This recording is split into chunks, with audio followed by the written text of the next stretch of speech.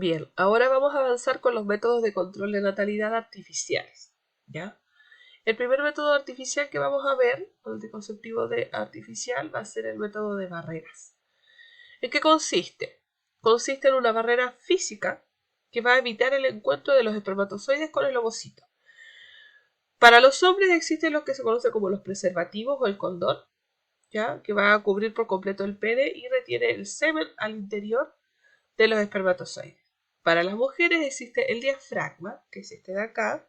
Este es un tipo de marca, pero existen varios tipos de marca, ¿ya? Que es un poco más grande que este. Y si se fijan acá, se coloca, ¿cierto? En el fornix. En la parte, ¿cierto? Se introduce por la vagina y se coloca en el fornix. De esta manera, ¿ya? Y algunos traen una cosita ahí para poder guardarlo, ¿cierto? En el caso de las mujeres, muchos de estos son reutilizables y en el caso de los varones, no, ya son desechables. ¿Ya? Las típicas recomendaciones de los anticonceptivos preservativos de varones es que no lo guarden en el bolsillo ni en la billetera porque esto se daña y cuando lo quieran utilizar van a estar dañados, por lo tanto no van a servir para evitar un embarazo. Y probablemente tampoco sirva para evitar método, alguna enfermedad infecciosa o enfermedad de transmisión sexual. ¿Ok?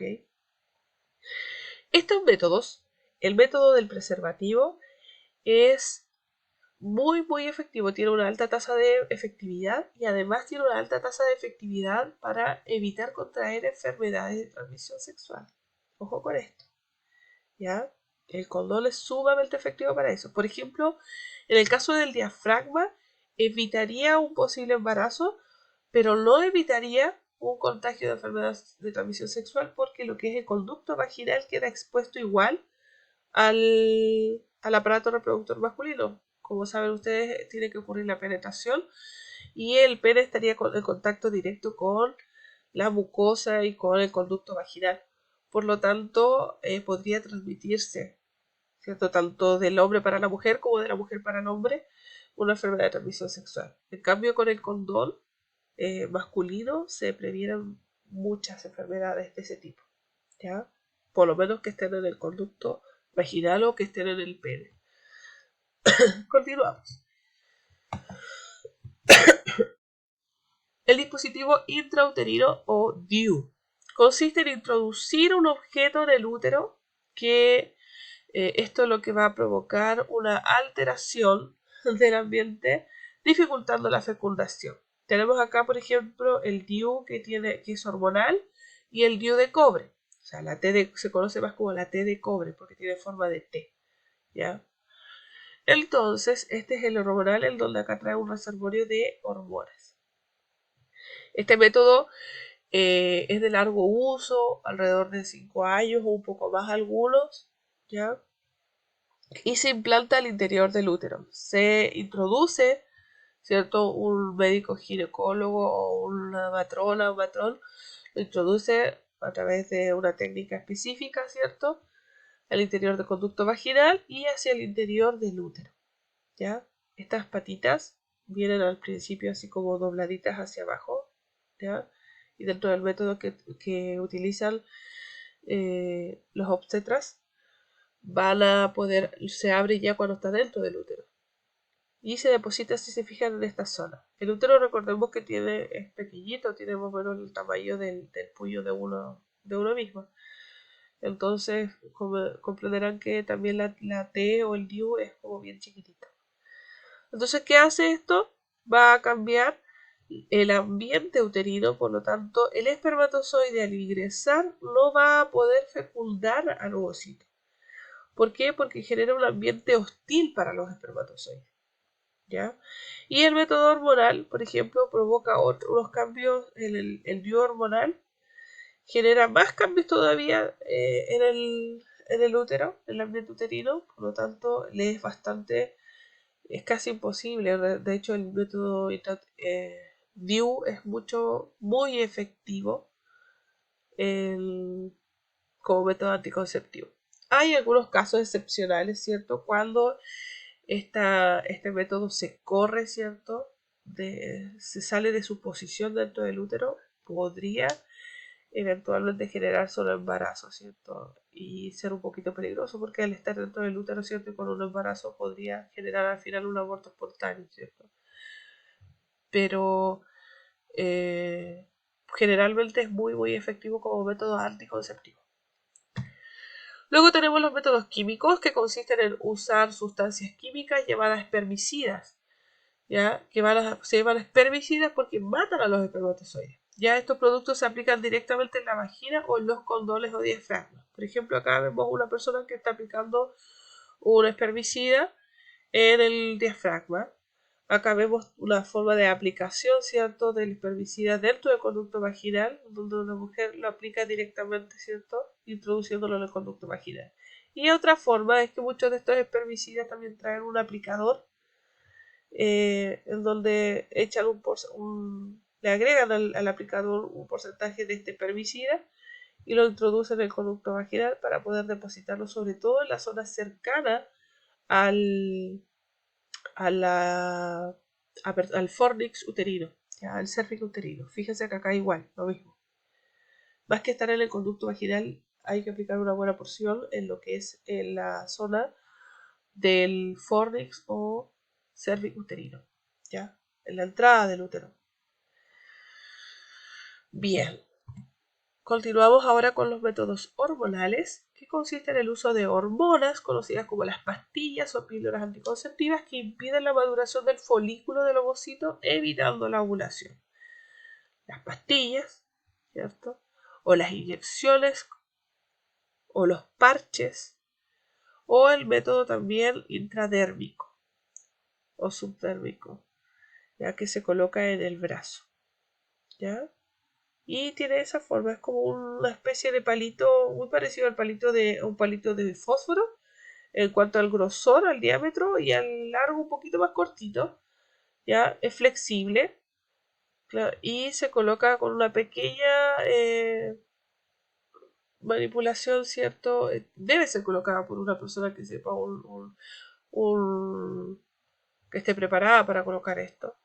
Un obstetra, un médico obstetra o un obstetra matrona, ¿cierto? Que sepa de cómo colocar la técnica para poder colocar el implante, ¿ya? Implante intradérmico. Entonces estos tienen, por lo general los implantes intradérmicos van desde los 3 a 5 años.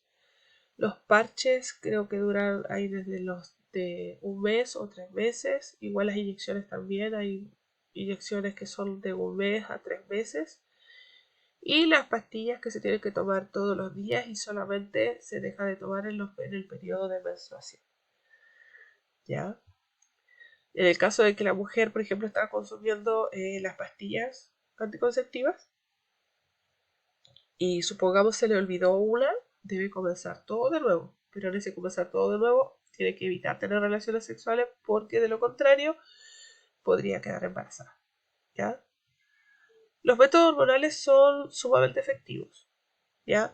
Pero por lo general tienen efectos secundarios, ¿ya? Que pueden alterar alguna parte de, no tanto el funcionamiento del cuerpo, sino que pueden, por ejemplo, generar en algunas personas mayor sangrado durante la menstruación, en otros casos puede generar un cese de la menstruación, puede generar en algunos casos dolor de cabeza, eh, aumento de peso, ¿ya? Depende mucho del metabolismo de las personas, ¿ya? Por eso es que es súper bueno que ver bien, estudiar bien con su ginecólogo qué tipo de método anticonceptivo es el que sea más adecuado para, para ustedes, para cada persona. Y el otro caso es el método quirúrgico. Este consiste en impedir el encuentro del ovocito y del espermatozoide, ¿cierto?, al ligar o cortar las trompas de falopio en el caso de las mujeres, conocido como ligadura de trompas, o cerrar o cortar los conductos deferentes de los hombres, conocido como la vasectomía. Acá tenemos el caso de la ligadura de trompa, ya que acá está con un corte y ligadura. Si se cortan las trompas, se hace una pequeña incisión en el abdomen.